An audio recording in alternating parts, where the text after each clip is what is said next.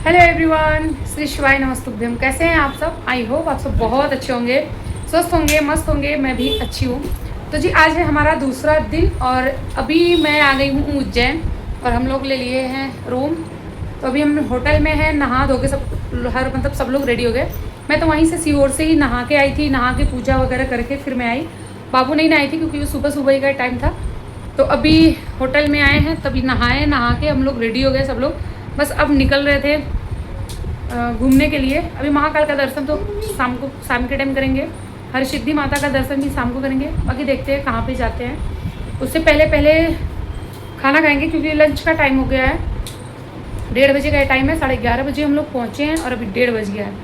तो हम लोग निकल रहे हैं। बाकी आप लोग को भी घुमाते हैं उज्जैन और भगवान के दर्शन करवाते हैं। आप लोग भी ब्लॉग में बने रहिएगा और जो लोग चैनल पर नए हैं चैनल को सब्सक्राइब कर दीजिएगा। चलिए कंटिन्यू रहिएगा और बाकी आपको मैं दर्शन करवाती हूँ। हेलो एवरीवन, श्री शिवाय नमस्तुभ्यम। कैसे हैं आप सब? आई होप आप सब बहुत अच्छे होंगे, स्वस्थ होंगे, मस्त होंगे। मैं भी बहुत अच्छी हूँ। तो जी दिन है आज रविवार का और आज हूँ मैं महाकाल उज्जैन में। अभी महाकाल का दर्शन तो नहीं की हूँ, जैसा कि मैं पहले ही बताई हूँ कि अभी अभी जस्ट मैं सीहोर से आई हूँ। 11:30 बजे मैं पहुँची हूँ। फिर हस्बैंड नहाए, बाबू नहाए, उसके बाद जो है फिर रेडी होके हम लोग निकल गए थे मंदिर के लिए। और बहुत तेज वाली भूख लगी थी क्योंकि हम लोग चले गए थे खाना खाने। खाना खाने के बाद उसके बाद हम लोग गए थे सीधे गढ़ कालिका। यहाँ पे हम लोग माता जी का दर्शन किए, काली माता का।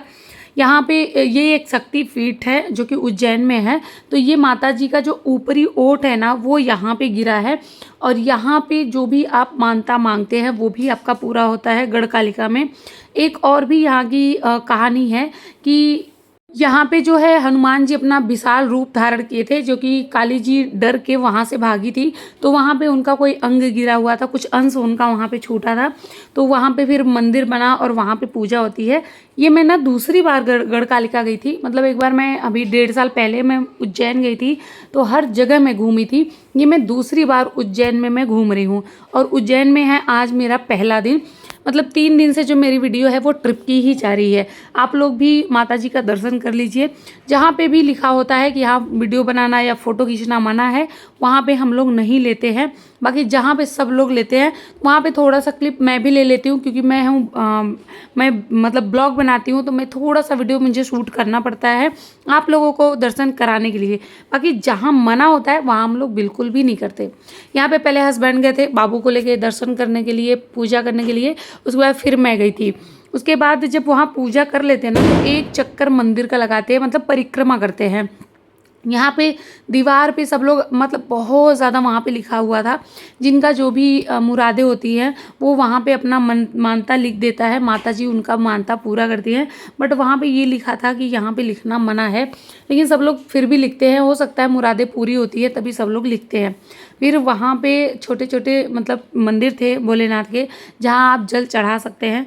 आप जब उज्जैन जाएँ या सीहोर जाएँ या किसी भी भोलेनाथ के स्थान पे अगर आप जा रहे हैं तो वहाँ पे ना एक लोटा, अक्षत, दिया और बत्ती, धूप ये जरूर अपने साथ में रखें क्योंकि कहीं भी आपको मौका मिल जा सकता है भोलेनाथ को जल चढ़ाने का। तो आप लोग वहाँ पे जल जरूर चढ़ाएं। गढ़ कालिका दर्शन करने के बाद हम लोग बड़े हनुमान जी दर्शन किए। बड़े हनुमान जी का दर्शन करने के बाद फिर हम लोग चले गए थे काल भैरव दर्शन के लिए। जैसा कि मैं पहले बताई हूँ कि ये सारा चीज़ मेरा दोबारा दोबारा हो रहा है और हम लोग वापस से फिर पूरे उज्जैन में हम लोग घूमे हैं। अभी तो महाकाल का दर्शन नहीं किए। पहले हम लोग का ये प्लान था कि पहले जैसे ये इन सारी जगहों पे हम लोग दर्शन कर लेते हैं, रात में महाकाल का दर्शन करेंगे और कॉरिडोर घूमेंगे, उसके बाद फिर आ जाएंगे। फिर मॉर्निंग में भस्म आरती वगैरह वो मैं करूँगी। तो इसीलिए पहले ये सारे मंदिरों को भी मैं दर्शन कर रही हूँ, घूम रही हूँ। यहाँ पे मैं काल भैरव पहुँची थी तो यहाँ पे ये नज़रिया वगैरह भी होता है, काल बट्टू वगैरह क्या कहते हैं इसको। तो ये सारी चीज़ें थी तो वही मैं डिस्कस कर रही थी हस्बैंड से कि लेना है या नहीं लेना है। मतलब आप 2-3 तरीके का वहाँ पे था। एक था कि वहाँ पे नज़र बट्टू भी रहना, मतलब आप चढ़ा सकते हैं, सिर्फ फूल माला भी चढ़ा सकते हैं, जैसा आपका मन करे वैसा आप चढ़ा सकते हैं। तो मैं नज़र बट्टू नहीं ली हूँ, सिर्फ फूल माला यही सब लेके फिर मैं पहुँच गई थी काल भैरव दर्शन के लिए। और इस बार हम लोग जब गए हैं ना उज्जैन, तो भीड़ बिल्कुल भी नहीं है, क्योंकि ये जो टाइम है ना, ये दिवाली का टाइम है। हर कोई अपने घर पे ही दिवाली मनाना चाहता है। तो हम लोग धनतेरस को पहुँचे थे सीहोर, उसके बाद उज्जैन आए हैं, तो इसकी वजह से भीड़ बहुत कम है। मतलब फटाफट से दर्शन हो जाता है हर एक मंदिर पे। लेकिन जब मैं पिछले साल जनवरी में आई थी ना, तो इतनी ज़्यादा भीड़ थी, इतनी ज़्यादा भीड़ थी कि घंटों लाइन में लगना पड़ता था दर्शन करने के लिए। लेकिन इस बार तो 5 मिनट भी किसी मंदिर में नहीं लग रहा है कि आप दर्शन ना कर पाओ, इतने अच्छे से दर्शन हो गया था। जो भी वहाँ पे मतलब धागे वगैरह मिलते हैं, वो वहाँ आप कहीं भी बांध सकते हैं, हर तरफ बांधने का है। मतलब लोग बांध रखे हैं, तो आप भी अपनी मानता जो है वो मान के वहाँ पे वो धागा आप बांध दीजिए, आपकी मनोकामना जो है वो पूरा हो जाती है। जो काल भैरव बाबा हैं, वो पूरे शहर की रक्षा करने के लिए ही वहाँ पे काल भैरव बाबा को वहाँ पे बिठाए थे। मतलब जो हमारे उज्जैन के महाकाल हैं, महाकालेश्वर भोलेनाथ, वही श्री काल भैरव को वहाँ पे बिठाए थे कि आप पूरे उज्जैन की आप यहाँ पे रक्षा करेंगे। ये जो मंदिर है ना, ये शहर से थोड़ा सा मतलब दूर पड़ता है, बहुत दूर नहीं पड़ता। लेकिन वहाँ पे ना जाने का सबसे इजी है कि आप कोई ऑटो या ई रिक्शा आप बुक कर लीजिए।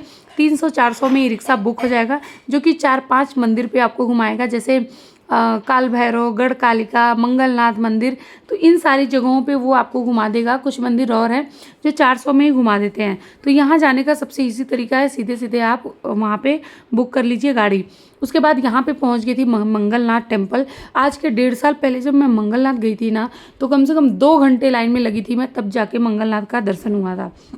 और जब आज मैं गई हूँ तो बिल्कुल भीड़ नहीं, हमारे आगे 1-2 लोग, हमारे पीछे 1-2 लोग, फटाफट से मंगलनाथ मंदिर का जो है मंगलनाथ जी का आराम से दर्शन हो गया था। ये जो मंदिर है ना, यहाँ पे मंगल ग्रह की उत्पत्ति हुई थी, मंगल ग्रह का जन्म हुआ था यहाँ पे। इसलिए यहाँ पे मांगलिक दोष हुआ, काल सर्प दोष हुआ, पितृ दोष हुआ, या पुत्र प्राप्ति के लिए कोई पूजा कराना है आपको, मतलब कोई भी अगर आपको पूजा कराना है, धन प्राप्ति के लिए, ज़मीन के लिए, कुछ भी आपको कराना है, वो सारा यहाँ पे पूजा होता है। फर्स्ट फ्लोर पे, सेकंड फ्लोर पे मंगल भगवान का मंदिर है। ये शिप्रा नदी के एकदम से किनारे पे ही ये मंदिर है। यहाँ पे सारी पूजा होती है। जो भी दोष है, जो भी चीज़ आपको है, बहुत सारे बच्चे होते हैं जो मांगलिक हो जाते हैं, शादी वगैरह में बहुत ज़्यादा प्रॉब्लम होती है, उन सबका भी पूजा यहाँ पे होता है फर्स्ट फ्लोर पे ही। तो आप यहाँ पे जाएंगे, आपको क्या दिक्कत है क्या नहीं है, यहाँ पे बहुत सारे पंडित होते हैं जो सारा कुछ देख के आपको बताएंगे और आपकी पूजा करेंगे, सारा निवारण वो करवा देते हैं। मंगलनाथ मंदिर पे दर्शन करने के बाद हम लोग पहुंच गए थे संदीपनी आश्रम, जो कि यहाँ पे ना आप अपने बच्चों को ज़रूर लेके जाएं। जो आपके बच्चे हैं, पढ़ रहे हैं, उनको तो यहाँ पे ज़रूर लेके जाएं। ये वही संदीपनी आश्रम है जहाँ पे कृष्ण भगवान और बलराम जी अपनी पढ़ाई पूरी किए थे, साथ में सुदामा जी भी थे। तो ये कृष्ण भगवान, बलराम और सुदामा जी का एक तरह से सोच लीजिए कि ये स्कूल ही है उनका। तो ये संदीपनी आश्रम है। यहाँ पे ये जो भोलेनाथ है ना, इनके पास अपने बच्चों को ज़रूर लेके जाएं। यहाँ पे कुछ बच्चों के हाथ से दान करवाएं, वहाँ पे पंडित इनको आशीर्वाद देते हैं। यहाँ पे बच्चों के दर्शन करने से ना उनको बुद्धि, उनका विवेक, उनको विद्या, सब कुछ की प्राप्ति होती है। तो बच्चों को तो स्पेशली यहाँ पे लेके जाना चाहिए। मैं अपने बच्चे को लेके गई थी और यहाँ पे उसको मैं सारी चीज़ें बताई कि क्योंकि वो लल्ला को बहुत मानती है, तो उसको मैं सब कुछ बताई कि लल्ला यहाँ पढ़ाई किए थे। यहाँ जो ये अंदर जा रही हूँ ना, यहाँ पे 14 विद्याओं का कला उनको प्राप्त हुआ था। तो वो सारी चीज़ें मैं आद्या को एक एक करके बता रही थी कि उनके टीचर जो हैं उनको क्या समझा रहे हैं। मतलब मैं उसकी लैंग्वेज में उसको समझा रही थी और वो बहुत प्यार से सुन रही थी। ये जो मतलब संदीपनी आश्रम है ना, ये 5000 साल पुराना, मतलब वही द्वापर युग का ही है ये संदीपनी जी जो थे वो कृष्ण भगवान, बलराम और उनको यहीं पे वो शिक्षा दिए हैं। 16 विद्याओं की और 64 कलाओं की उनको यहाँ पे ज्ञान की प्राप्ति हुई थी, कृष्ण भगवान और बलदाऊ को।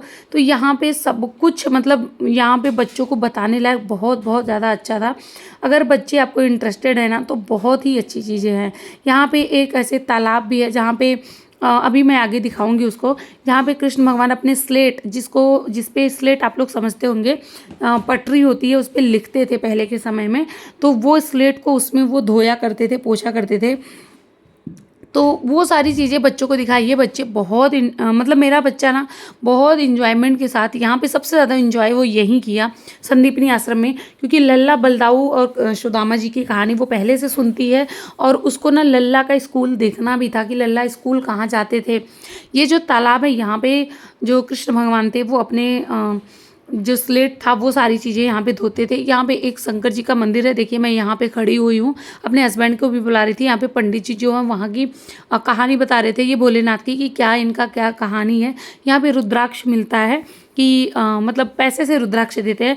ये रुद्राक्ष लीजिए, भिगो के सुबह शाम जल पीजिए तो बहुत सारी समस्याओं का जो है वो निवारण होता है। तो वो सारी चीज़ें यहाँ पे पंडित बता रहे थे।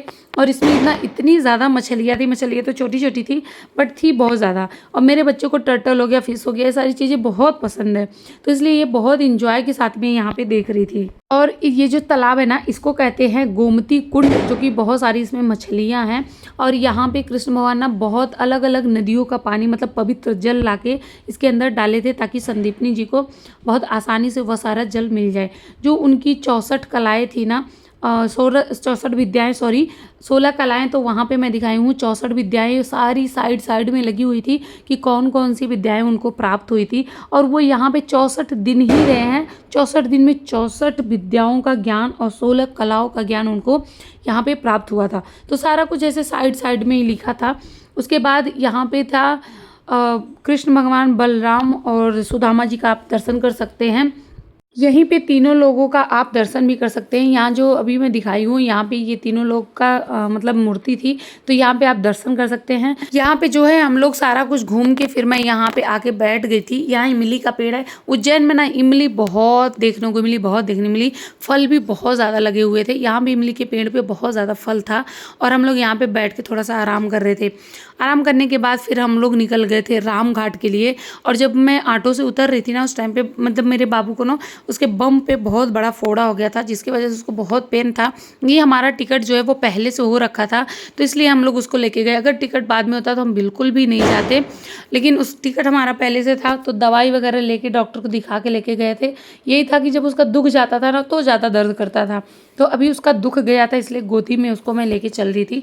अभी हम लोग पहुँच गए थे शिप्रा। यहाँ पे शाम को आरती होने वाली थी, लेकिन हम लोग जल्दी पहुँच गए थे, तो मैं सोची कि जो मैं दिया वगैरह खुद लेके आई हूँ वो सारा चीज़ें जलाऊँ। यहाँ पे आप नहा भी सकते हैं, शिप्रा में ही नहा के फिर महाकाल का दर्शन करना चाहिए। लेकिन मैं बताऊँ तो जल जो है ना वो बहुत ज़्यादा गंदा था। यहाँ पे नहाने लायक बिल्कुल भी नहीं था। अगर नहाने लायक होता तो मैं ज़रूर नहाती। जैसे मैं पिछली बार गई थी तो हम लोग नहाए थे।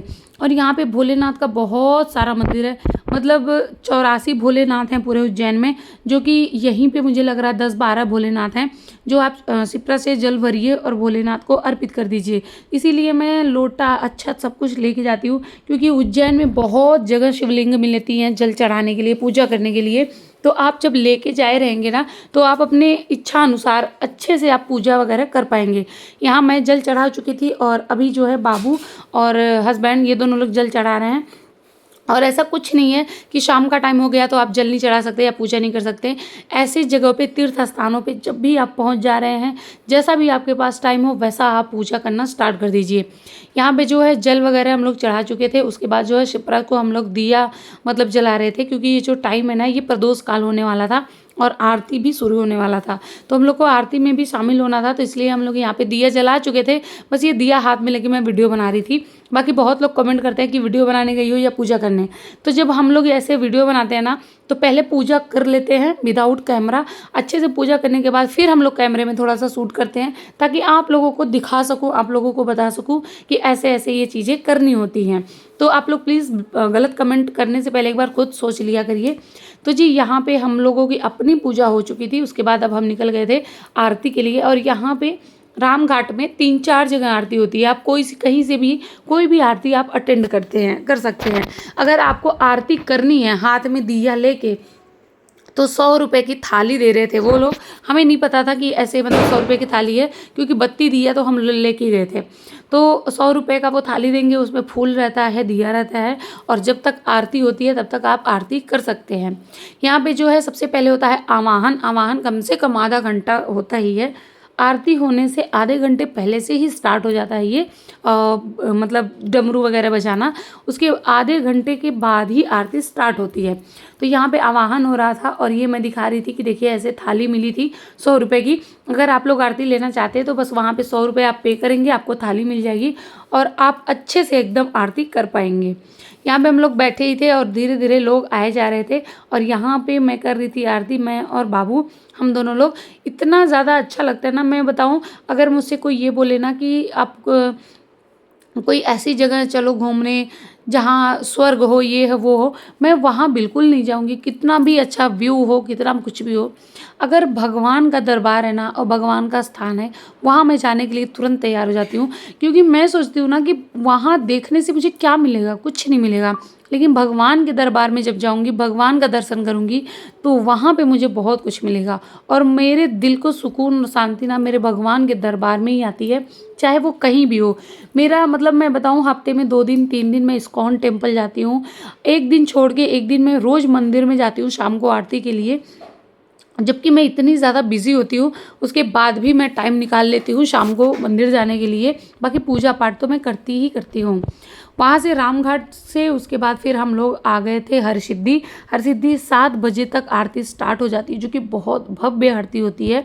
अगर आपका जैसे रजिस्ट्रेशन वगैरह हो गया है महाकाल में, तो आप महाकाल की आरती देखिए।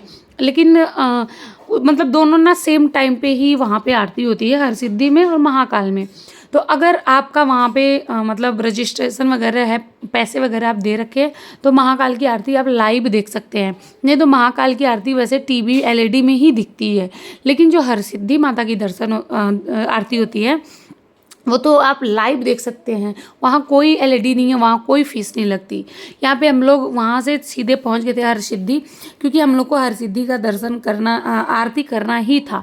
तो यहाँ पे देखिए जो ज्योति है ना वो जलाया जा रहा था, उसके बाद जो है आरती स्टार्ट हो गई थी। और इतनी भव्य आरती होती है ना कि आपके रोंगटे खड़े हो जाएंगे, आपकी आंखों से आंसू आ जाएगा। ऐसी भव्य आरती होती है वहाँ पे माता जी की। बहुत बहुत बहुत ज़्यादा अच्छा होता है। कम से कम 1 घंटे की आरती होती है, 1 घंटा यहाँ आरती होती है, फिर वहाँ पे महादेव जी का मंदिर है, फिर वहीं पे गणेश जी का मंदिर है। तो सारा कुछ मिला के कम से कम 1.5 से 2 घंटे लग जाते हैं सिर्फ हरसिद्धि माता का दर्शन के लिए। और हरसिद्धि माता की जो आरती होती है ना, वो शाम के टाइम वाली आरती बड़ी भव्य होती है। सुबह में भी होती है, ये शाम का जो है वो बहुत अच्छा होता है, क्योंकि शाम को लोग भी बहुत ज़्यादा होते हैं। वैसे अगर तसल्लीपूर्वक आरती देखनी है तो मॉर्निंग के टाइम पे ही जाएं। देखिए हम लोग मॉर्निंग में नहीं गए थे, हम लोग शाम को ही कर लिए थे। सिद्धि माता के आरती के बाद यहाँ पे करकुटेश्वर महादेव हैं, उनकी आरती स्टार्ट हो गई थी। सबसे पहले वहाँ पे गणेश जी की आरती होती है, उसके बाद ही जाके फिर हरसिद्धि माता की आरती होती है। तो यहाँ पे ये वाली आरती स्टार्ट हो गई थी, लेकिन उससे पहले हम लोग निकल गए थे, क्योंकि देखिए हमारे पास टाइम बहुत कम था, सिर्फ 1.5 दिन था। मतलब अभी तो हम लोग 2 बजे से स्टार्ट किए और कल हमारे पास 2 बजे तक ही है, जिसमें अभी हम महाकाल नहीं आए थे, महाकाल का दर्शन नहीं किए थे। पूरा हमें कॉरिडोर घूमना था, तो इसलिए हम लोग वहाँ पे नहीं रुके, वही आरती करने के बाद महाकाल आ गए थे। उस टाइम पे महाकाल की भी आरती हो रही थी। फिर हम लोग जो है महाकाल के आरती में शामिल हुए। आरती होने के बाद फिर हम लोग चले गए थे कॉरिडोर घूमने। कॉरिडोर घूम के उसके बाद फिर गए थे महाकाल का दर्शन करने के लिए। और पता नहीं, मतलब मैं इससे पहले भी आई थी ना, तब भी फ़ोन जमा नहीं होता था, लेकिन आज जो है पता नहीं क्यों फ़ोन जमा हो गया था। मतलब खाली हाथ जाना था, जो भी आपका प्रसाद था या पूजा पाठ करने का सामान था, उसमें भी अगरबत्ती या धूप बत्ती आप नहीं लेके जा सकते। अभी मेरी दीदी प्रेजेंट टाइम पे वहाँ पे गई है, तो वहाँ ऐसा कुछ नहीं है। करिए फ़ोन वगैरह बिल्कुल भी जमा नहीं हो रहा था, कुछ भी जमा नहीं हो रहा था। आप सब कुछ लेके अंदर जाओ और दर्शन करो। दर्शन भी बहुत अच्छे से हुए, दर्शन तो मुझे भी बहुत अच्छे से हुआ, लेकिन यही था कि सारा सामान जो है हमारा जमा करवा लिए थे। तो महाकाल का दर्शन तो बड़ा अच्छा से हुआ, लेकिन मुझे लग रहा ना दिवाली का दिन था, इसकी वजह से वहाँ पे जमा वगैरह करा लिए थे। कॉरिडोर घूमना इतना ज़्यादा अच्छा लगता है, क्योंकि वो बहुत सुंदर बना ही है। अभी हम 2 साल पहले जब गए थे ना, तो इतना ज़्यादा अच्छा नहीं हुआ, कुछ तोड़ फोड़ करके भी वहाँ बना है, तो बहुत ज़्यादा ही अच्छा बना था। और कॉरिडोर घूमने में ही आपको कम से कम 1.5 से 2 घंटे का टाइम लग जाता है, क्योंकि कॉरिडोर जो है वो बहुत दूरी तक बना है और बहुत फैला हुआ है। तो यहाँ पे कम से कम 1.5 से 2 घंटे आपको लग जाएंगे घूमने में। यहाँ पे जो है भोलेनाथ की अलग अलग मूर्तियाँ हैं। कहीं पे भगवान विष पी रहे हैं, जब हलाहल विष निकला था तो जब भगवान वो पिए थे, वो भी मूर्ति यहाँ पे है। फिर रुद्र रूप यहाँ पे है, बजरंगबली का है यहाँ है। यहाँ पे देखिए गणपति जी की भी, मतलब हर तरीके की यहाँ पे मूर्ति मिल जाएगी। यहाँ पे 12 अवतार हैं, उनका भी है, मत्स्य अवतार है, उनका भी है। हर एक अवतार भी वहाँ पे दर्शाया गया है। तो हम लोग पूरा कॉरिडोर घूम लिए थे। कॉरिडोर घूमने के बाद फिर हम वापस आ रहे थे और भूख जो है वो बहुत तेज़ वाली लगी है और मैं डाइटिंग पे हूँ, तो मैं ऐसे वैसे कुछ खा भी नहीं रही थी कि कुछ भी मतलब खा ली। हाँ, दाल चावल रोटी सब्जी मैं अच्छे से होटल में खा लेती थी, जैसे इडली सांभर खाई थी, डोसा खाई थी, तो ये सारी चीज़ें मैं खा रही थी। और अगर मैं कुछ और भी खाती ना तब भी कोई दिक्कत नहीं, क्योंकि वॉक मैं बहुत ज़्यादा करी थी। आज का जो मेरा वॉक था वो था 17-18 हज़ार स्टेप, जबकि कुछ तो ऑटो से ही चली थी, कुछ ही जगह पे मैं पैदल चली थी। सबसे ज़्यादा जो वॉक हुआ था वो मेरा महाकाल में हुआ था, क्योंकि कॉरिडोर में ही इतना दूर तक घूमना होता है और महाकाल के दर्शन होते हैं। और यहाँ पे जो है मैं वीडियो बनाई जा रही थी ताकि मैं आप लोगों को दिखा सकूँ कि कॉरिडोर कितना ज़्यादा सुंदर है। बाकी आप लोग बहुत लोग तो गए ही होंगे, जो लोग नहीं गए हैं वो यहीं से दर्शन कर लेंगे और यहीं से देख लेंगे। घूमने के बाद फिर हम लोग पहुँच गए थे खाना खाने। आई होप ब्लॉग अच्छा लगा है। ब्लॉग अच्छा लगा तो प्लीज़ मेरे चैनल को सब्सक्राइब करना, वीडियो को शेयर कर देना, लाइक कमेंट कर देना। चलिए मिलते हैं नेक्स्ट वीडियो में। Bye, thanks for watching.